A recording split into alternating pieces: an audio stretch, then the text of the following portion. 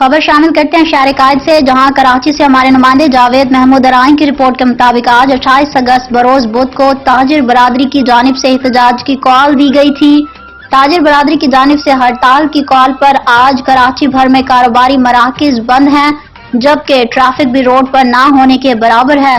Orangi town کے تمام کاروباری مراکز بند ہیں، پبلک ٹرانسپورٹ بھی نہ ہونے کے برابر ہے۔ اس موقع پر اورنگی ٹاؤن 5 نمبر چورنگی پر پاکستان بھر کے تاجروں کی جانب سے اضافی ٹیکسوں اور مہنگی ترین بجلی کے بلوں کے خلاف شٹر ڈاؤن ہڑتال کے موقع پر تاجروں کے ساتھ ساتھ عوام بھی سراپا احتجاج ہے۔ پوری جماعت کے ساتھ کھڑی ہے اور الحمدللہ پوری کراچی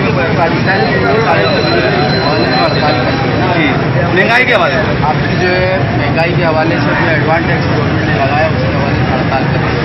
اور جیسے کہ آپ نے کہا کہ جماعت اسلامی پاکستان میں سیاسی جماعتوں میں رات بھر کی بھائی کا اعلان کیا۔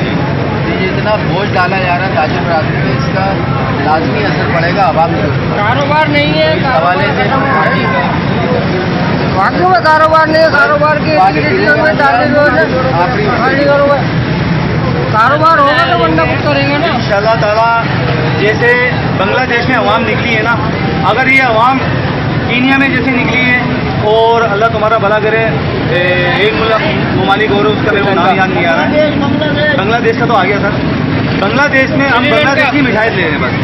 یہ بنگلہ دیش جیسی عوام اگر نکل جائے نا تو یقین کریں یہ جو تخت پہ بیٹھے ہیں نا ان کو بھاگنے کی جگہ نہیں ملے گی انشاءاللہ تعالیٰ۔